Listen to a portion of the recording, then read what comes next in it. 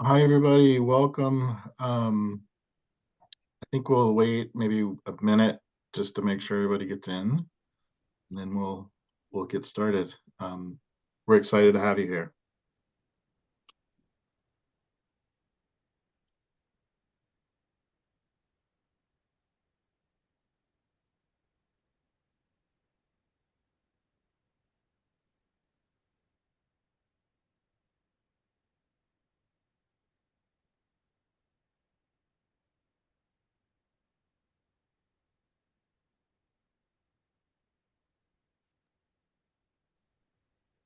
Hi, everybody. Just for those joining, we're just going to wait a few more seconds, and then we'll get started. Let folks trickle in.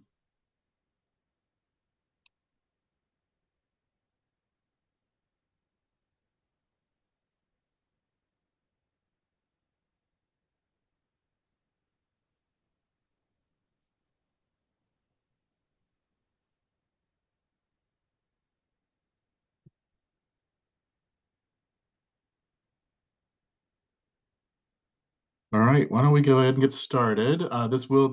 This session is being recorded, and recordings and slides and resources and all that will be shared. So no worries if anybody's late. Um, Thanks everybody for joining us. We're really excited. I'm Chris Linder with the Cooperative Fund of the Northeast, and I'm part of a much bigger ecosystem of folks within the Cooperative Maine Business Alliance, which makes up nonprofits and service providers like us, but also cooperatives like you all and other partners.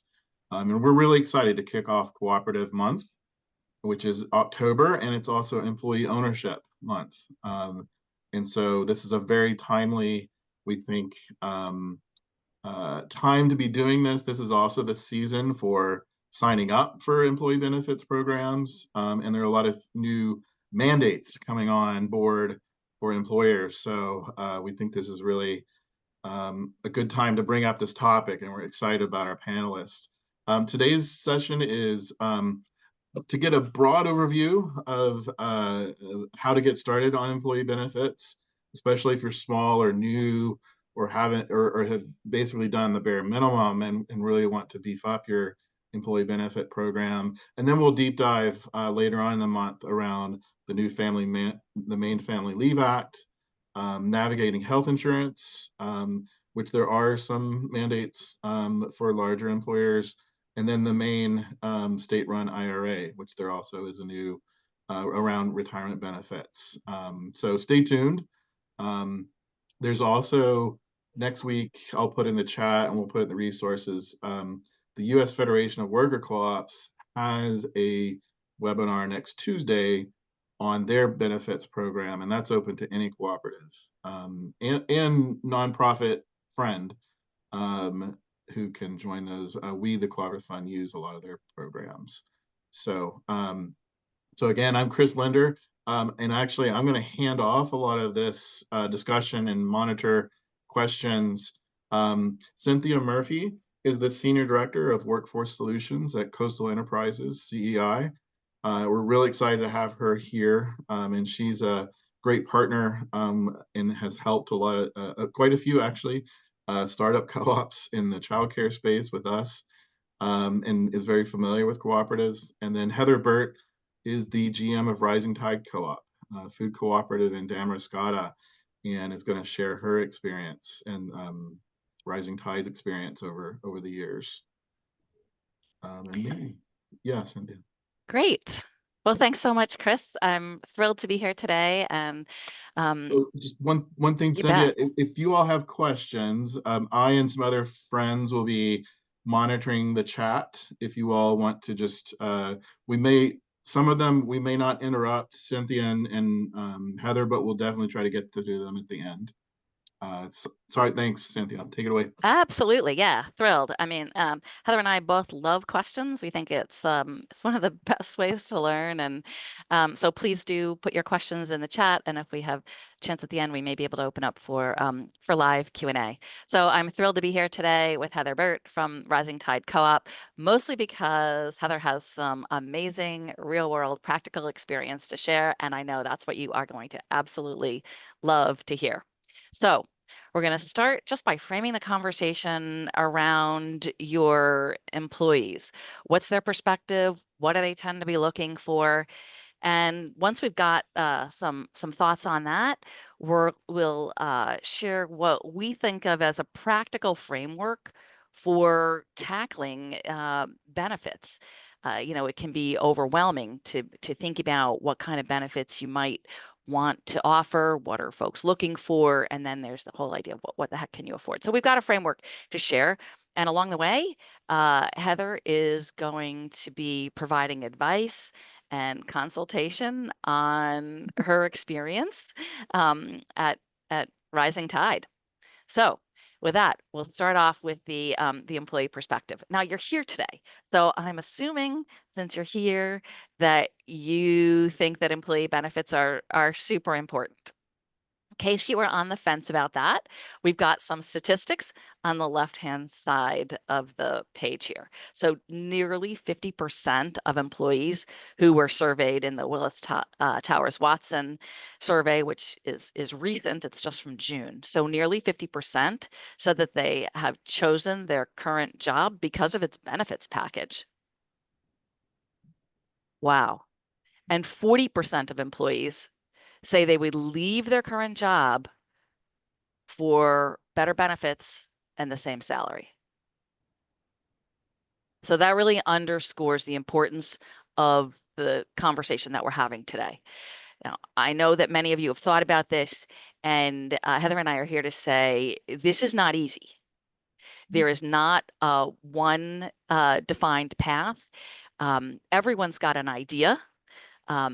Every employee is different. Everyone's got a different family structure, different needs, different lifestyles, and so there isn't a one size fits all. The one thing that Heather and I both agree on is that every employee wants to feel like they were cared for, wants to know that they're supported, wants to know that they're coming to work in a place where they belong, where they feel included, and where they feel that their compensation and benefits is tied to to their work. So let's get started by thinking about the employee's perspective. Now, I would like to tell you that it's really quite simple, that it comes down to these two boxes that are on the screen, and it does, but there's a lot under the covers. So let's start off by, the most basic reason that people tend to work. They want to know, can they pay their bills and can they provide for their family? You can see some quotes from employees that are popping up on the screen. So this is, of course, about how much someone gets paid, but it's also about what can they do to earn a wage increase? What can they do to put themselves on a path where they can provide better for their family, which can include paid time off? Nothing worse than an employee having to make a choice between getting paid and taking care of a family member or getting paid and staying home to rest and recuperate. We also hear from employees that they think there are maybe benefits that are stated, but it's not always easy to take advantage of them. So how can we make it transparent for an employee on how it is that they can maximize the benefits that are being made available to them? Health insurance, always a big question, and that's why this month we've got a special session allocated to healthcare, and we're also going to touch on it a little bit today. Second perspective of an employee is, what the heck is my day-to-day like? We all spend more time at work than we ever imagined that we would when we were kids, right? And so we want to make sure that that day-to-day for us and for our employees is one that's fair, a place where someone feels engaged, where they belong, and where they have opportunities. So that's our perspective on what an employee is thinking about. All of you who are managers of cooperatives are thinking, okay, that's great. I've been an employee at some point in my life, and I'm actually probably an employee today. I've got a ton of other things to think about as the general manager or the leader in my cooperative. And that's why Heather and I have put together this framework that you see on the screen. So on the far left side, what am I legally required to do? Good news is we're hardly going to touch on that today at all. We've got a couple of good news for Heather and I, right? We've got a couple of upcoming workshops where we're going to talk a little bit more about the legal requirements. We'll touch on some today, and we're happy to take some questions on them. Neither Heather nor I are lawyers. Sadly, Chris isn't a lawyer either. We can give you our perspective on the places that we've worked and share some advice. But there are legal requirements out there, and you do want to make sure that you're on the right side of the law. So at the top in the blue, what do employees want? We just touched on a little bit of that. You don't always know. And there is absolutely no replacement for asking employees. If you're at a big cooperative, you might think about a formal survey. Benefits of that are that it can be anonymous. You can put it out there on SurveyMonkey. You can do a Google form. You can have people drop things on a bulletin board, post it notes, whatever works for you. But finding out what matters to the folks you work with every day, it's not always what we think as managers. Big piece of this though is what can you afford? You want to obviously roll out benefits that you can afford today and that you can afford for the foreseeable future. I'm hoping that many of you are doing projections, financial projections, and that you have a cash flow forecast and that you're building in the costs for any of your benefits programs so that it looks like you can afford it for I say the foreseeable future. To me, that's a minimum of 3 years. So what we're going to do today is we're going to talk about benefits in these 3 categories at the bottom. So what are some free ideas, and free's in quotation marks because free is never really free because your time counts for something. But there are a continuum of benefits that you can offer, from free to low cost to expenses that you have to plan for or that you have to put into your budget that you may want to be discussing with your board that you can plan for in the long term. So Heather, I'd love to hear a bit about Rising Tide and your overall philosophy about compensation and benefits. And maybe as you start that, to answer that question, you can frame up for those of us who may be less familiar with Rising Tide. How many Sure. employees do you have? How long have you been there? So tell us a bit about Rising Tide and then your philosophy about this. Sure. Thanks, Cynthia. So Rising Tide's in Damascata, and so mid-coast Maine, and a relatively rural area that definitely has fluctuations based on tourism, as most of you probably are very aware because you're all here. And we were founded in 1978. We have been in our current location since 2009. We will do about 11 million in sales this year. And I mention that because I think, just as Cynthia acknowledged, there's a wide range in what people have the budget for. We have about 65 employees at ranges and just over 50 full-time equivalents. And I've been in my role for 8 years. And I think in terms of philosophy, one of the things that I've learned a lot about in this role is I personally would love to give everybody the moon, right? And it has taken a lot of learning along the way about what can you afford and sustain, because I think that's another really important part of this, is not, hey, we have a good year, so now we're going to take on or offer something that is not something we can do into the long-term future. I've also learned a lot about the fact that it really is individual. All 65 people have potentially a different priority or a different thought about what would be of greatest benefit to them. So trying to navigate that sort of gathering of information is very important, and combined with, what can we afford to do. And so I'm excited as we go through this conversation to be able to highlight some of the different pieces that we've found that in many ways offer the diversity of benefits that we have a wide age range in our staff, everything from 15 to 74, and they're all thinking about the world very differently and what their needs are. People who are very part-time. So how do we do that and make it be the best employer that we can be? And it's very complex. Thanks, Heather. Yeah. That's super useful.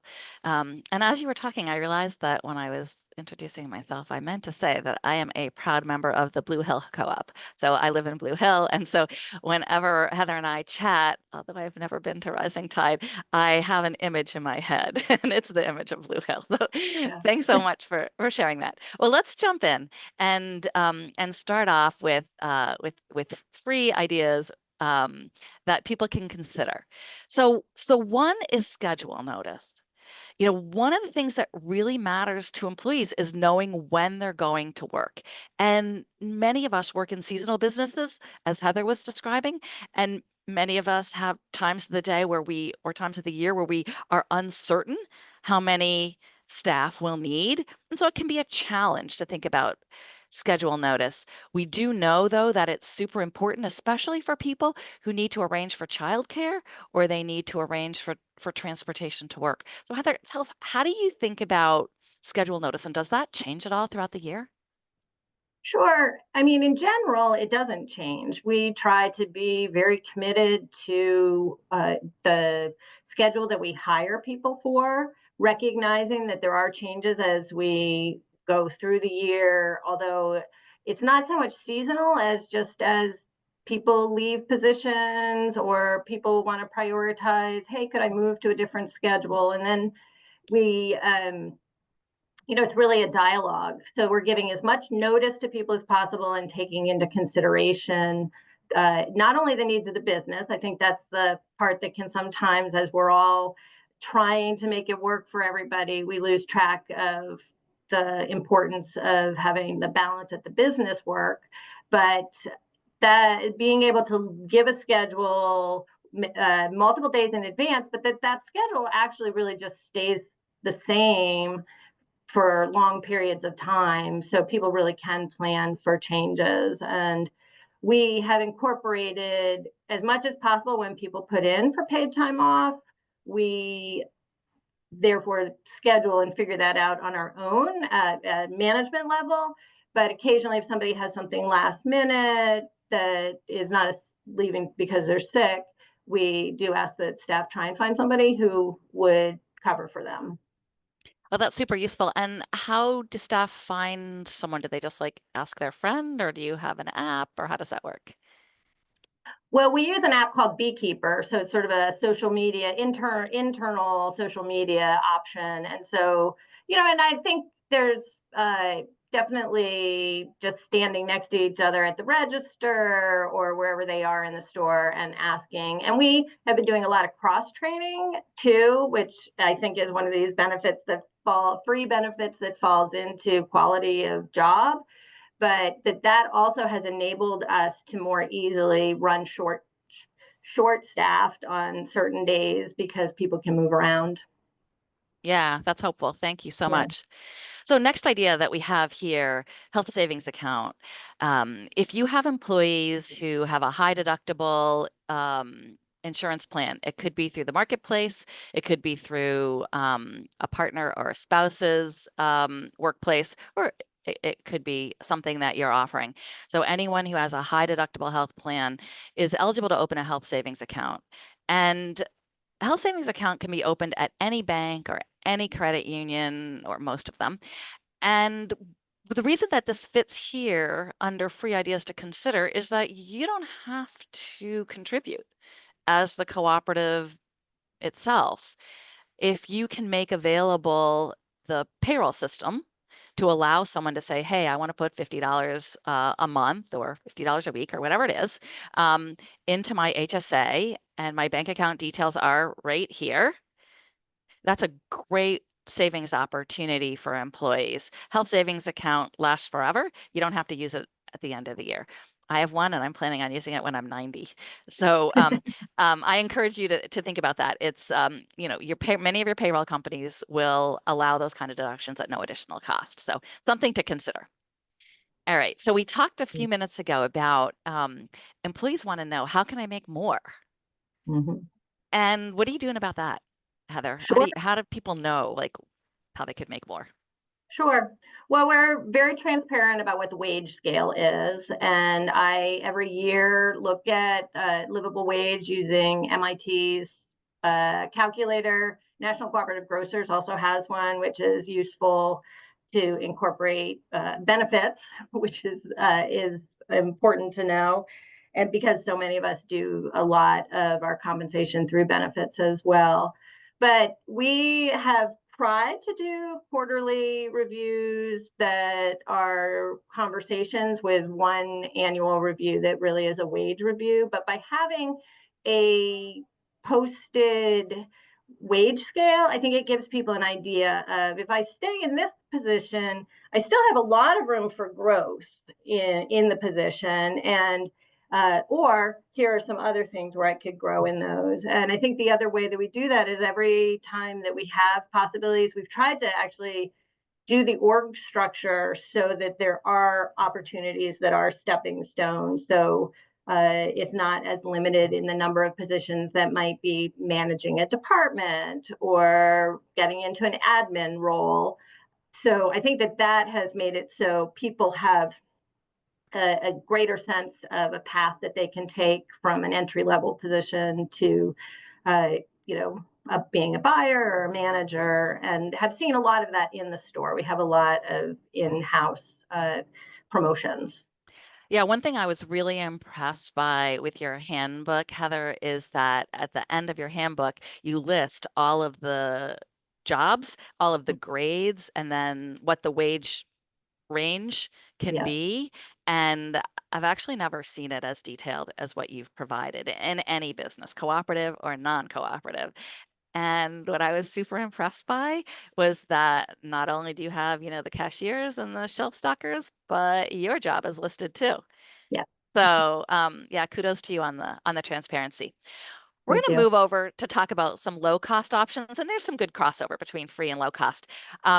For those of you who are participating today, if you've got other free ideas to consider, please put them in the chat, because we'll update these slides, and when we send them out to everyone, we'll include anything that you share with us. There's loads of ideas, and Heather and I do not own the great idea session Always today. love more.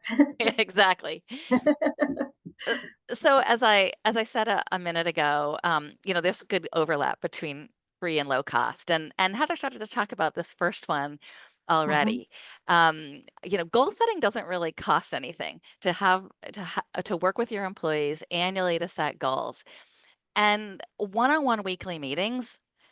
Super important to find that touch point. It can be 15 minutes in a private location, not during their break, right? But to check in for the supervisor, I should say, to check in with the employee, to understand what obstacles they might be facing, to hear what ideas they have for improvement. The best ideas come from people doing the job. And then, as Heather was talking about a few minutes ago, an annual performance review with a merit increase. And you'll notice that we've got merit increases on a separate line here, just to call out that the performance review itself is good, giving someone some feedback. Everyone comes to work, I think, wanting to do a good job. So telling them how they can do a better job in a kind way matters. Giving employees the opportunity to earn a merit increase if they achieve their goals, we know that that leads to retention. And it's a great attraction tactic too. So, Heather, I'd love to hear a bit about how that works in practice, right? Because it's so easy to put like whatever it is, 8 words on a slide. But tell Right. us, like, what are your managers doing?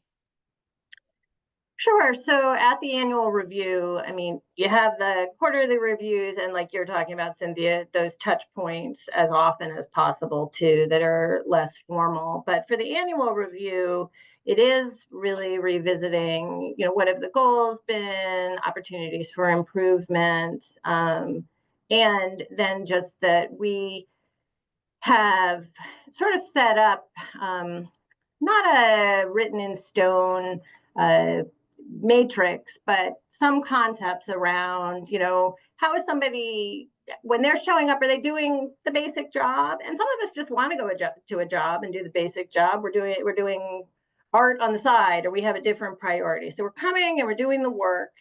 And so at this moment, what that for us is generally sort of seeing it as about a 3% increase. And but then somebody who's coming, and this is just kind of trying to have a universal way and a common way that we're always looking at everybody. But hey, this person's going the extra mile and they show up and they've taken things kind of to the next level. So that would be around 4% and 5% if you really are just knocking the ball out of the park.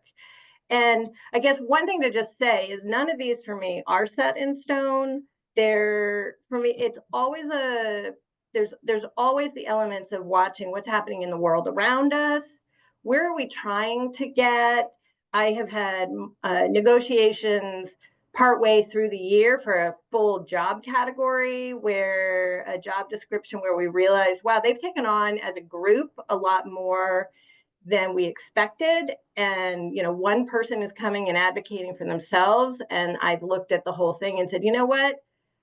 I'm not, knowing how much you're all delivering now, it's really important to me. We're going to do an additional dollar for everybody in that group. So the combination of merit, but then with a recognition that sometimes you got to do better, and to take all the information into consideration. I find with the number of staff that we have that one of the challenges also, as it's been a big moving target since COVID, just where are different people in their positions. And I'm happy to share our wage scale, but one of the ways that that's helpful to me is that sort of recognizing like experience. And so where would you be? And that often can be a red flag for me, of recognizing, wow, this person's been here a long time. And somehow in the process of increases and that scale changing, we didn't move them as much as we should have. So I just think it's important to add that it really isn't just, oh, well, here's this 3, 4, and 5%, but that there are these other pieces, that it's in the context of a larger situation. I think you're right. I think that market adjustment or assessment of what's happening in the market outside of Rising Tide or someone else's cooperative, to see what wages are. And then one thing I really like what I'm hearing you talk about is a very equitable process. Mm-hmm. So I like the fact that you're thinking about the shades of gray, right, between 3, 4, and 5%. And then you're also saying, hey, I need to maybe consider a category. And so taking the time to do that, and that analysis and that human piece of it, I think is important. And explaining that to employees, right? They like to know the rationale on this. Right. Can I ask, would you be comfortable sharing how much on average do you put into your budget? If you took your whole total payroll number, is there a percentage that you're putting in on average for your budget for increases? Well, I do it more just from the perspective. I mean, we have one of the things that you just don't know how many people you're going to end up with, because that's the other thing. No matter how seasonal we may be, we don't lay people off. So we have elements that of looking at the budget as a whole for how I needed to average out for the year. So February is definitely going to be a higher percentage, the labor budget than of our sales than for the year overall. I'd look to have labor end up around 18% of our sales, and certainly happy to, if people have more specific questions about that, share details about that or what I look at for that. I will say, and I think we all know this, like the past 4 years have been like reinventing the wheel and trying to going from incredible sales growth to wait a second, now that the costs of goods and everything has changed a lot. So I think we're leveling out, but it does make it complex as our second largest budget item. Cool. That's really helpful. Hey, Heather, there is a specific question to that point. Kevin from Blue Hills asking, is that straight 18% labor without taxes, or yeah? You see that Kevin? question? Or maybe it's an offline question. Yeah, I mean, I'll reach out, and not because I'm not happy to be completely transparent. It's just that, my brain doesn't work that way to be like, oh yeah, here we go, here's this line item. So putting me on the spot. I have heard sort of, I mean, just to that point, I have heard that, that is that 25% or less is kind of what most food co-ops in particular, I think, right, including all of the benefits and taxes and all of that. Right. So yeah. Thanks. Good question. Thank you. Thanks so much. Hey, I'm going to talk for a second about FSAs and HSAs, and then let's jump back to you, Heather, on talk about paid training maybe and some discounts. So dependent care flexible spending account. So this is my favorite benefit to talk about. And the reason for that is that it's got such a crazy, weird name that no one ever realizes the power that is behind a dependent care FSA. So a dependent care flexible spending account is an account that only an employer can set up. So your employees can't do this on their own the way they could the HSA, the FSA. It's down to you to set it up. And what's great about this is that employees can contribute, or the employer can contribute, or both. But the employee can contribute up to $5,000 a year, and it can be used for childcare, and it can be used for any adult care, any kind of dependent care needs. It can be used for sending your kid to summer camp. It can be used for daycare for adults who are dependent, and there's a wide range of what this can be used for. And if you're just starting out thinking about benefits, this one is really low cost. The cost for an employer with fewer than 100 employees is less than $1,000 a year. It's far less than $1,000 a year. And there's a small monthly for everyone who participates, and it's around $10. So it's really not a lot, even if the business doesn't contribute. So a really cool one for you to think about. I mentioned the HSA on the free screen. So here it is again on the low cost screen because you could contribute to it. So if you don't have a healthcare plan, and we're going to talk about some healthcare plan options in a few minutes, that's just way out of the realm of possibility for you. Maybe you could think about, $10 a month for every employee, putting it into an HSA if they have a high deductible plan. And what's great about that is that you can budget for it. The same with the dependent care FSA. Even if you don't contribute, you know what your fixed costs are. And so you can put that in and go to your board for approval. So Heather, how about paid training opportunities for employees to help them maybe get that promotion that we've talked about a few times? Is that something at Rising Tide that you do? Sure. We try to make the most of any conferences that come up, and being part of a larger cooperative of food co-ops, National Cooperative Grocers, we have access to a few more of those, but we also work with other organizations and watch for webinar possibilities that will be of interest.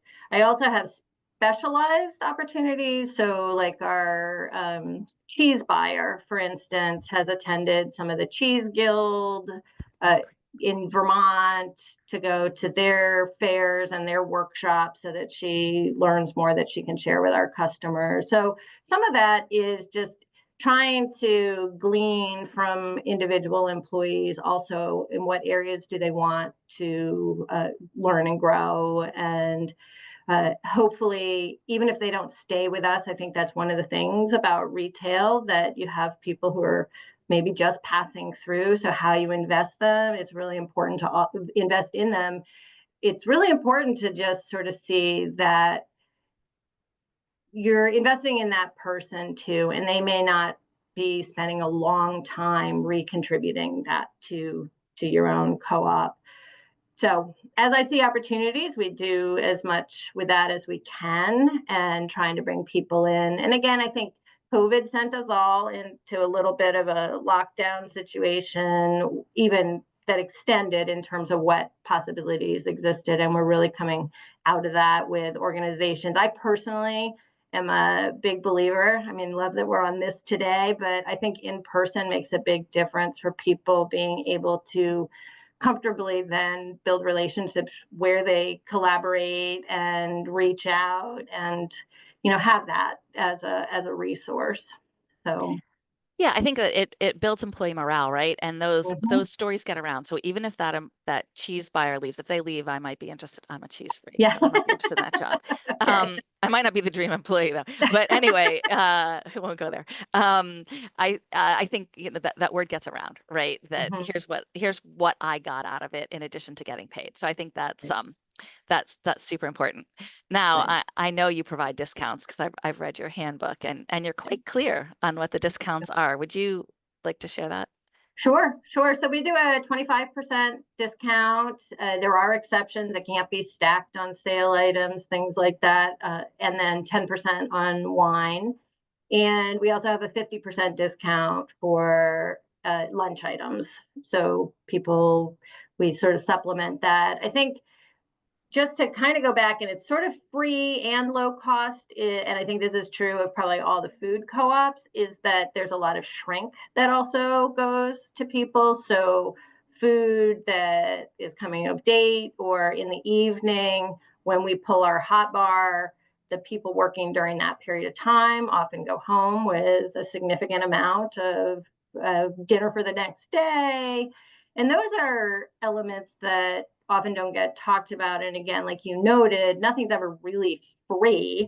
But at the same time, for us, it would be waste. And some of it goes to food pantries, but some of it is easiest just to pass along to Nice idea. employees. Mm-hmm. Yeah, nice. That's great. And Excellent. I think, Cynthia, I'd add just one more thing, and it's Yeah. kind of a funny one where to add it because I try to, I think of it as kind of low cost, though if you do the numbers, it's not. But Rising Tide for lunch breaks doesn't have people punch out for the half hour. So we're paying for that half hour of labor for people, and dollar signs wise, it obviously would add up significantly. But in the experience of what the day-to-day is, it's I think it does a huge amount for morale and in terms of how it feels for people to be an employee here, that they're not being, having to be accounted for in a moment to moment. I do acknowledge, and again, I don't do the math around it because those numbers are significant if you really look at people's the number of hours that we're paying for each year that aren't worked. Yeah, it builds trust, I think. Mm-hmm. And there's probably some efficiency gain from a Mm-hmm. management standpoint too, I would think. So Yeah. yeah, thanks for sharing that. Yeah, that's Yeah. great. Well, let's take a look at the last category, which is the expenses that you need to plan for. And I'll talk just a little bit about health coverage. We've got some special sessions coming up on that. and we'll talk a little bit about the last two categories. So, health insurance is what is often considered to be the holy grail in employee benefits. And I'm just going to jump right to group health coverage, which is right here at the end. Many of us have had experience with group health coverage, either growing up, from a parent or perhaps in another job, or a partner may have it. And group health coverage is really when a small business offers the same plan or a couple of flavors of the same plan to every employee, and it's generally considered a good option. The challenges with group health care coverage from the employer perspective is that the costs increase every year, and it's very difficult to plan for. Secondly, as Heather was saying at the beginning, every employee's got different needs. And so the idea that a group plan really meets the needs of everyone in Heather's organization from 15 to 74, or whatever she said, very difficult to do. So there are a couple of other options there, and I'm just going to mention one, and I think it might be, Kevin, what you're using at Blue Hell. I can't remember. But health reimbursement accounts, Chris, I know you've got a health reimbursement account too. So health reimbursement accounts, which fall into two categories, and they've got just the worst names. And that's why I didn't put them on the screen. One is called the QSERA, and we can provide info on this. And one is called an ICRA, right? Like, who picks that, right? But they are amazing. And the reason that they are amazing is because it creates a shared set of responsibilities for healthcare coverage between the employer and the employee. So basically, the way that it works is that the employer sets aside a certain amount of money for employees every month. And there are some rules around this. Largely, it should be the same amount for every employee. There are some ways you can change the amounts. But say you say, I'm going to give every employee $10 a month, or 25 or 50 or 150, whatever works for your budget. The employee then finds their own health care. So they might have health care through a partner's employer, and there's a portion that has to get paid. In the situation of Heather's 70-plus-year-old, they might be on Medicare, and maybe they need money to pay for Part D, which is the drug plan, or Part B. And these health reimbursement accounts can be used for that. You can also go out and find a plan on the marketplace. And the way that it works is that the employee does lay out the money, and then they get reimbursed. That's why the middle word is there, health reimbursement account. We can send additional information on that after you go through some of the upcoming workshops and help you make some of those decisions. There are a couple of health reimbursement account providers out there that have absolutely great FAQs and absolutely fantastic guides. You don't necessarily have to buy from them, but I do encourage their websites to get informed as to whether this is an option that works for you. It tends to be it's something you can budget for. You can budget for year over year. And so that's why I bring that up. Now I'm going to touch on the first benefit. So even if that health reimbursement account seems like way too much to think about starting with, you could think about wellness benefits. Maybe you're next door to a Y, or a gym, and maybe you can think about that kind of a benefit. Or maybe you can set up a walking competition. I worked for a company where we encouraged people to do 10,000 steps a day, and almost everybody was engaged in that, and there were some benefits that were tied to that. So there are a lot of ways you can think about health coverage that get you on that continuum.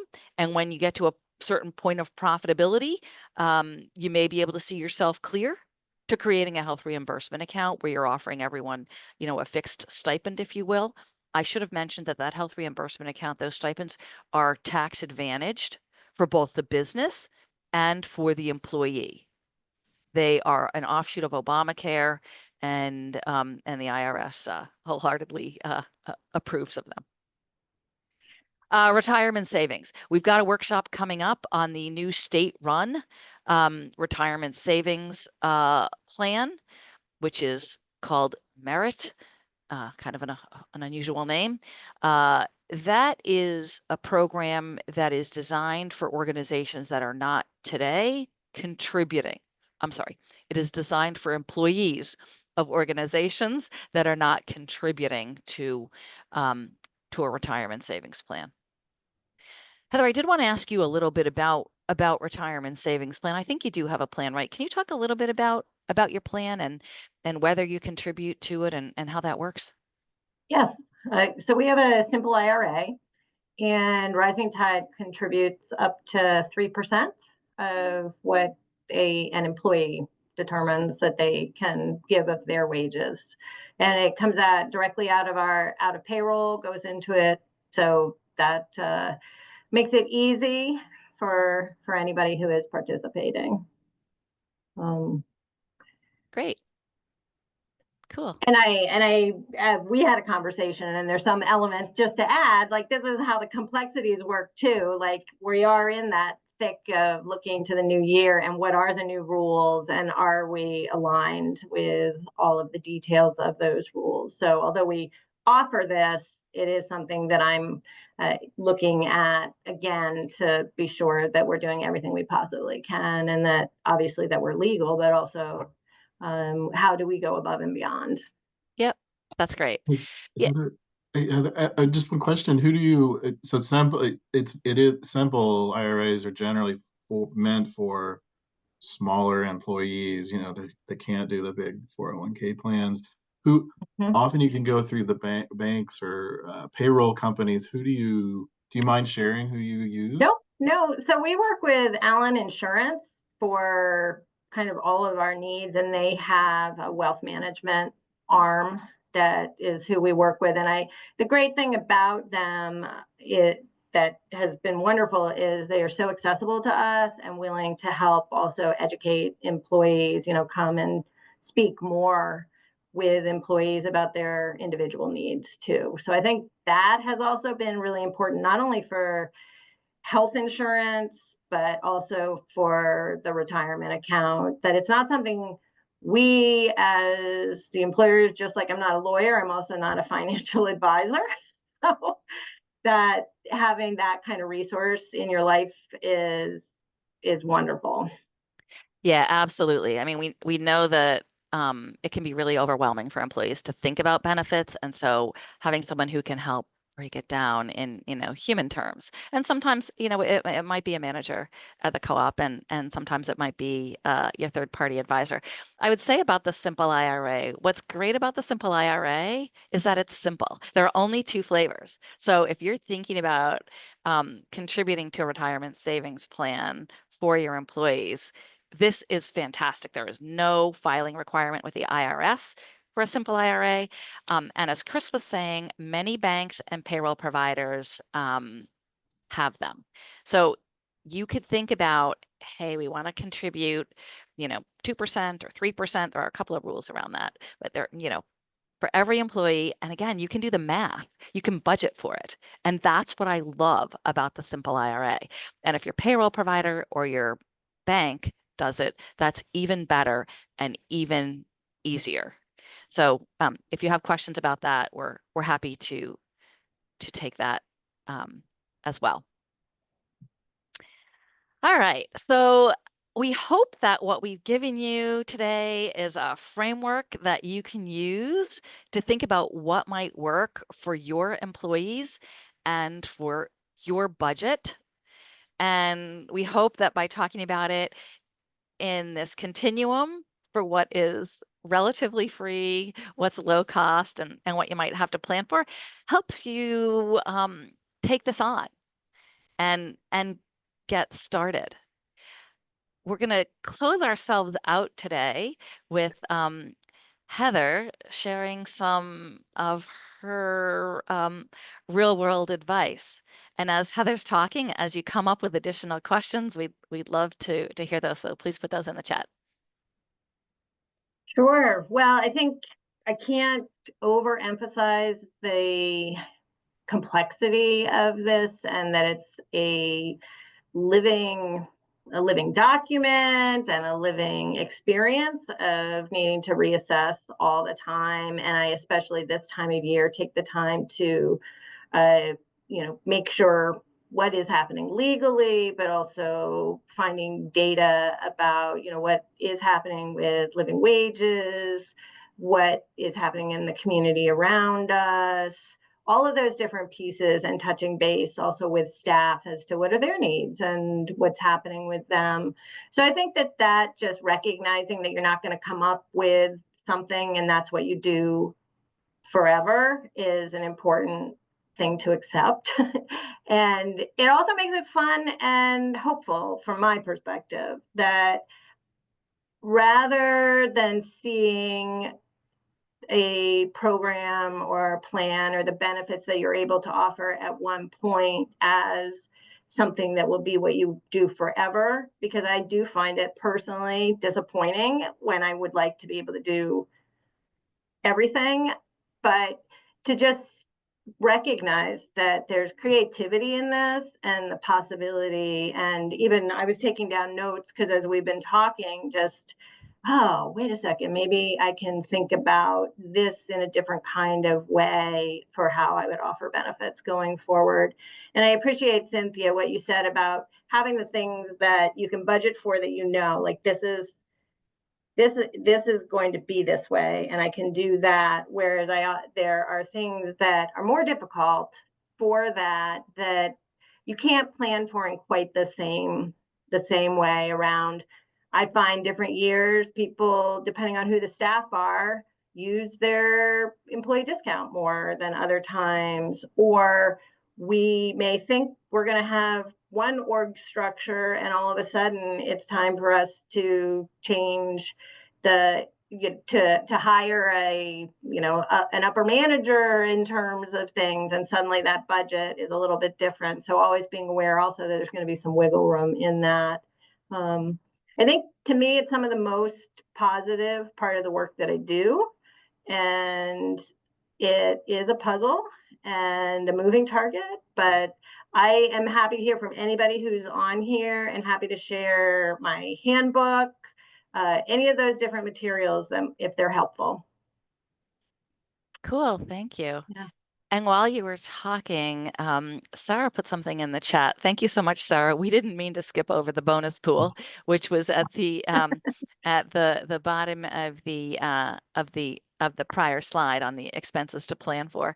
So I'll touch on that. And so bonus pool is a really interesting option. I think in your mix of what you have to think about, this is certainly a tool that can reward employees for some type of achievement. And you need to figure out what that is, right? And the best way to think about a bonus pool is to announce it as early in the year as possible. If you operate on the January to December time frame, then figuring out what that bonus pool looks like by March is the ideal practice, because you want people to be striving for whatever it is that you want them to achieve to earn what that bonus pool is. I would say another piece of advice is you want to come up with enough structure and enough guidance about the bonus pool so that at the end, you're not having people come to you and there's loads of shades of gray.